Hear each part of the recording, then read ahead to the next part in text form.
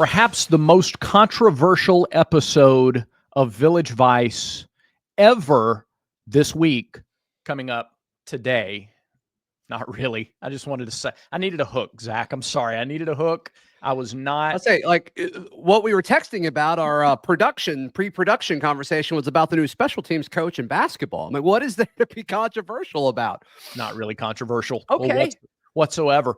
When we get to basketball, some interesting. Now, I do have a couple of interesting things to throw at you when we get to hoops. Right. But before we get that, lots of reports all over the place that Chad Lunsford is coming back as the special teams coach. And I've got to tell you, I would think that Auburn fans would be very excited about this hire. A former head coach, a guy who has lots of experience coaching special teams, and an area that, frankly, you could argue pretty passionately was the weakest unit on Auburn's team and needed the most help from 24 to 25. Yeah, and it wasn't just the missed field goal kicks. It was the holding on seemingly every return and starting drives at the 5-yard line over and over and over again. And Hugh Freeze would publicly talk about that when asked about offensive play calling. He's like, we're starting every drive from our own 10. Like, what do you want me to do? I'm like, that's a good point. That's a good point. And you've been very vocal about, field goal success or lack thereof a year ago and how that would have changed Missouri, Oklahoma, and we could probably list other ones. Yep. Yeah. Vandy. Sure. So, but yeah. Everybody's saying he's coming back to Auburn. He was an off the field guy, 2009 to 2012. He was director of scouting. So Auburn recruited well in that stretch. There's no question about that. Recruiting wasn't the issue there for sure. For sure. In fact, they had all this talent, and then they changed schemes in 2012, and then it was all that talent that took them to the Natty in 2013. So don't I think sometimes people hear that 2012 or think of that Gene Chizik era, and it's like, well, hold on. So I remember in 2012. We're not going to turn the show into a 2012 reflection. Gosh, please no. I promise. I'll leave. This will be a solo show if we talk about 2012 much longer. You have people who hate the Raw reviews that would gladly stick around for a Raw review, but not a 2012 Redux. But I remember going into that season thinking, oh, this is it. You don't fight fire with fire. You fight fire with water. You go do the opposite thing. And and Alabama's doing it this way. And so now we're going to do it a little more pro style. And that's the way. I was convinced that 2012 was going to be a phenomenal year because it was a total change of everything. That was so Didn't dumb. Scott Loeffler end up being an okay coordinator elsewhere? Didn't he kind of turn his career around after that? He's a decent coordinator, isn't he? He's the head coach of a MAC school right now, and they're doing He's a head coach. Good for him. Where is he? I want to say Bowling Green, but I don't know if that's right. As we both go looking. Bowling Green, you nailed it. He is the head coach of Bowling Green. So good for him. Good for him. Look, and they've gone 7-6 2 years in a row. They've made a bowl game. Who cares, Brad? Who cares? 3 years in a row. Who cares? We got to move on. We got to get back on where we need to be. Right. We need to get back on track. Is that okay? Yeah. Is that all right? I talked to a player earlier today. Okay. A specialist about Chad Lunsford. It was like, hey, thoughts. And the general feeling is excitement. The general feeling is, folks are excited to have him be a part of this. And you mentioned former head coach. He had a pretty good 3-year stint at Georgia Southern. He also had, a bad stint when he was an interim at Georgia Southern his first year there, and then they went 1-3 his final year before he was let go. But this is a guy who coached special teams at a few different stops, Georgia Military, as well as Georgia Southern, as he worked his way up to be their head coach, and then at Florida Atlantic. And so this, I believe, is the first stop where he will just be special teams. And that could change, this roster situation until spring starts. It seems to be kind of fluid when it comes to the coaching staff. But I'm very pro just hire a special teams coach. Me too. I'm extremely pro all of that. And if you have to jeopardize, an extra defensive backs coach, or if defensive line and do you put the edge guys with linebackers or defensive line? I don't care. Right. I don't care. Find Running a way back, to have all that. Yeah. Sure. Yeah. Put them with the OC or whatever. But yeah, and which is kind of what they're doing with Derek Nix. Right. So Yeah, to me, I love this. I hope it stays with him just being special teams, because to me, it's like it's a whole side of it's a third of the game. That I don't think that's where you need to short yourself as a coaching staff. No, I agree. We talk about coordinators, like full-fledged coordinators for the offense, the defense, but sometimes your special teams coordinator gets lumped in and he's something else. Oh, and by the way, special teams, as if it's a side, as if it's a box of raisins over here on the side, as opposed to it feels main like it is a lot of the time. Yeah. It's like coach tight ends, but also do special teams. Yeah. Coach DBs, but also do special teams. And I just don't know how that's benefiting anyone. Yeah. Lose games because you don't make field goals. Lose games because your offense is constantly starting at the 10, or because of kick return penalties, or because you're not totally sure when to field the ball and when not to field the ball as a punt returner. And so you don't make consistent decisions there. I mean, these are areas that we're not used to seeing Auburn struggle in special teams. It has the last couple of years. I mean, we had a 2-decade run of just being able to laugh at the whole hashtag college kickers on social media, because they're just, I mean, 99% of them are so unclutch, because once you get a job in the NFL and you find one, they keep them for their entire career, it seems like, because there's not many that are just absolute nails. And Auburn's had a tremendous close to 2-decade run. And ironically, I do think they've got tremendous talent at kicker. It just didn't work out with timing, because I think Towns is going to be exceptional. But I think mentally he had some stuff as a freshman. That's not unusual. Daniel Carlson wasn't great as a freshman. Now, we asked him to be a kicker and a punter. And, I forgot, is that when they brought in Sipos, maybe? They brought in somebody to handle punting duties, and he was exceptional after that. But was it because he was doing less? Was it because he wasn't a freshman? I don't know, but they've invested in this room. Yeah. I mean, you bring in Hudson Cock from Oklahoma State. Yep. Who's one of the most athletic punters in college football. And then Connor Gibbs, they bring in another kicker. They still have Alex McPherson. Hopefully his return happens this year and he's able to kind of get everything back to normal as much as he can. And then Towns McGoo, I think, so physically gifted, so talented. I just have a feeling one of those three guys is going to work out. Yeah.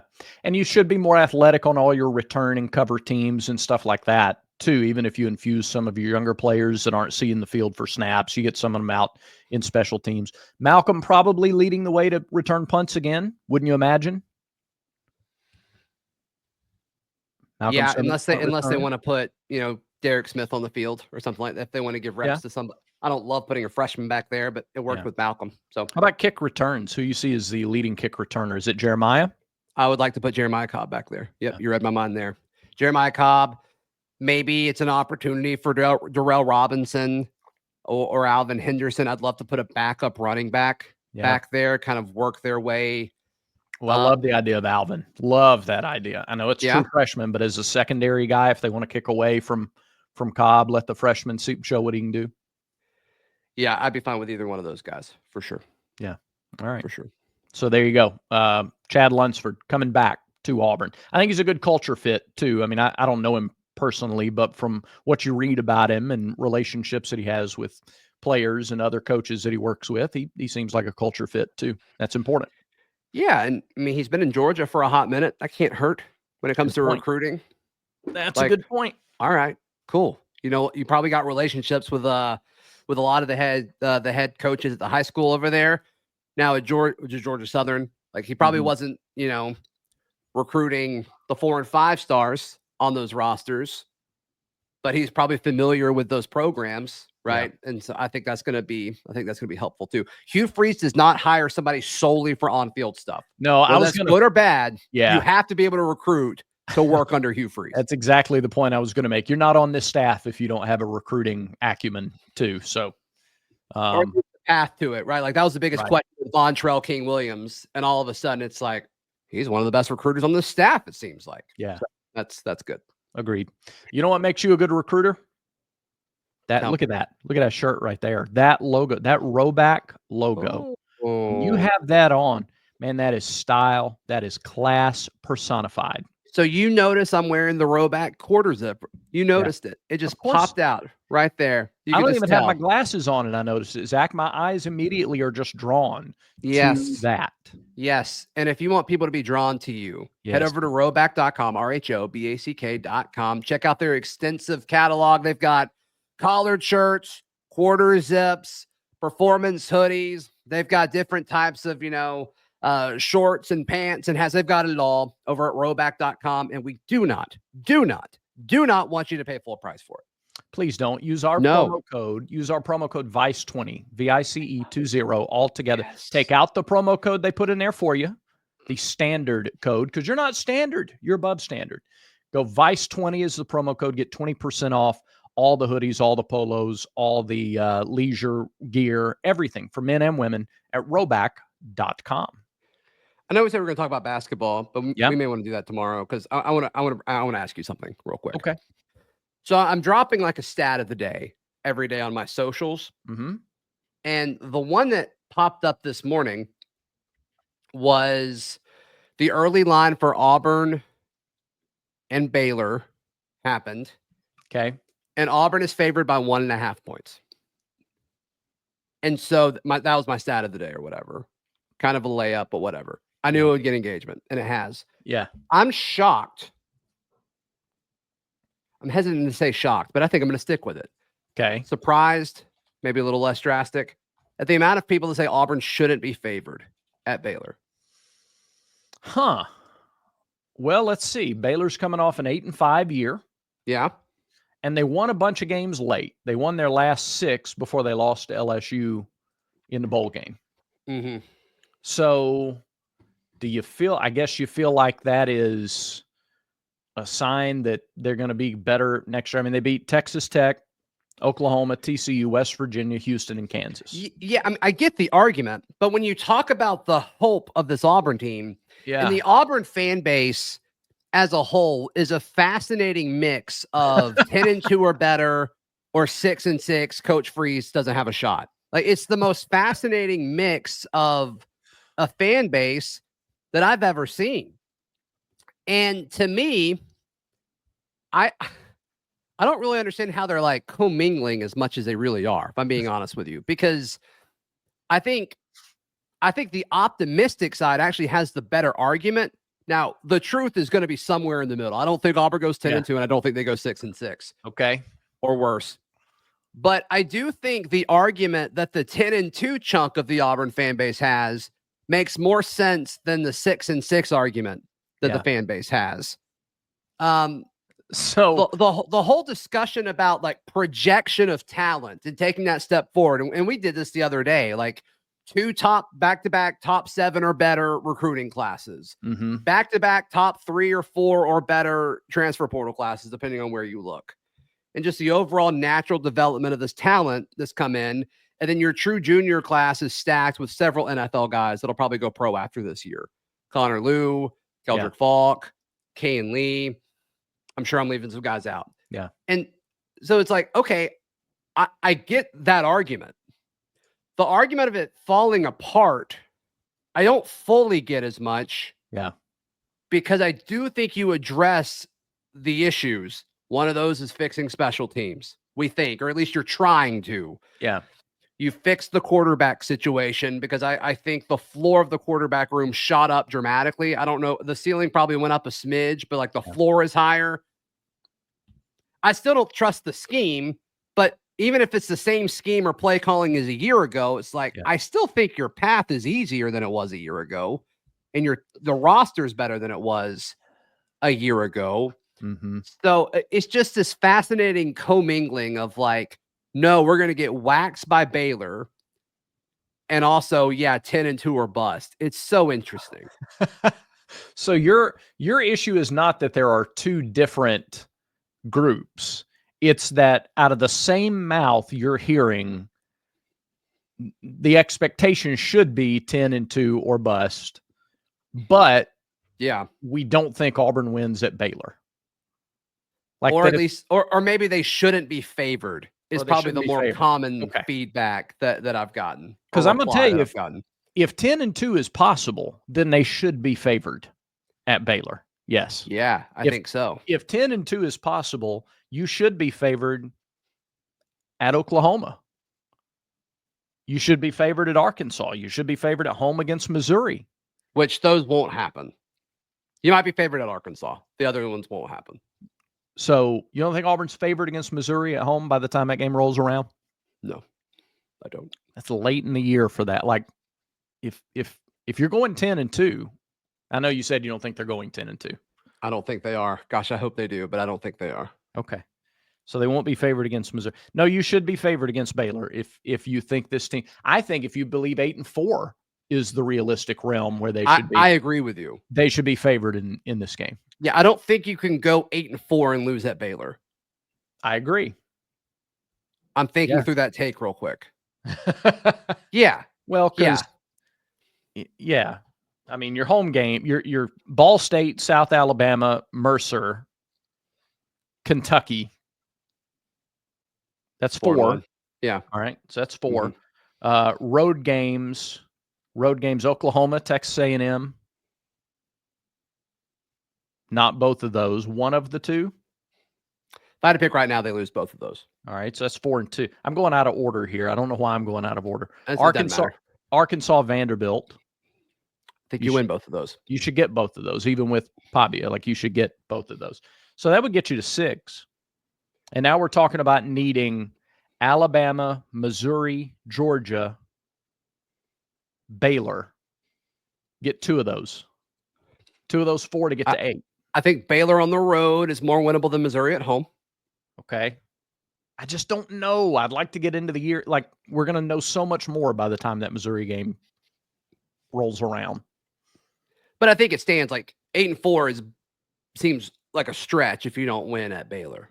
I agree with that. Yes, because then, because based on that, 7-5 seems like a stretch. You would, if you don't win at Baylor. You would have, you will take a team that would have lost to Baylor, and then to get to 8, you need 3 of. No, you need 2 of Georgia, Missouri, and Alabama. But wouldn't that also feel like more than a loss? Like, oh yeah, to I start mean, you're really breaking on like the edge of destruction and just this like awful downfall if you lose that game. Yeah, no, it's as pivotal an opener as we've seen here in a while. Because I'm trying to think of another opener that is more important than this one in recent memory. I can't think of one. No, it's a real good question. I can't think of one. 16 was rough. 16, we lost to Clemson in the opener when we had 4 quarterbacks in the Notre Dame box. Yeah, but there wasn't this like us standing on the edge of the cliff of like sliding into irrelevancy that I think there is here. Okay. I don't think I'll go that far with it, but I understand the point you're making. Well, but the path to it. Yeah. It's like if you lose to Baylor, the path to you making that awful slide, it does get a lot more real. It is tougher to project wins over some of these other teams if you lose to Baylor to start the year. Sure. Yeah, that's a good point. Sure. Plus with a win, and it's kind of like these last few years we've talked about how if you could get out of the gates with a few wins and you build momentum and you build confidence. If you beat Baylor, you got Ball State and South Alabama. Now you're looking at a 3-0 start going on the road for the first time for Jackson's return to Oklahoma in week 4. And that's 2-1 going into that versus 3-0 going into that is very, very different.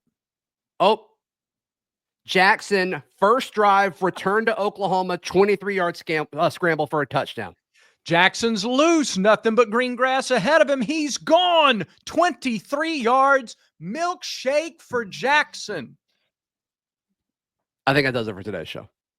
Wow. All right. Thanks, everybody, for watching. Thanks for subscribing to the channel. No better way to end it than that. Go to thebarnauburn.com and sign up now to get $25 off that annual subscription at thebarnauburn.com. Remember, until next time, everyone has vices. Make sure Village Vice is one of yours.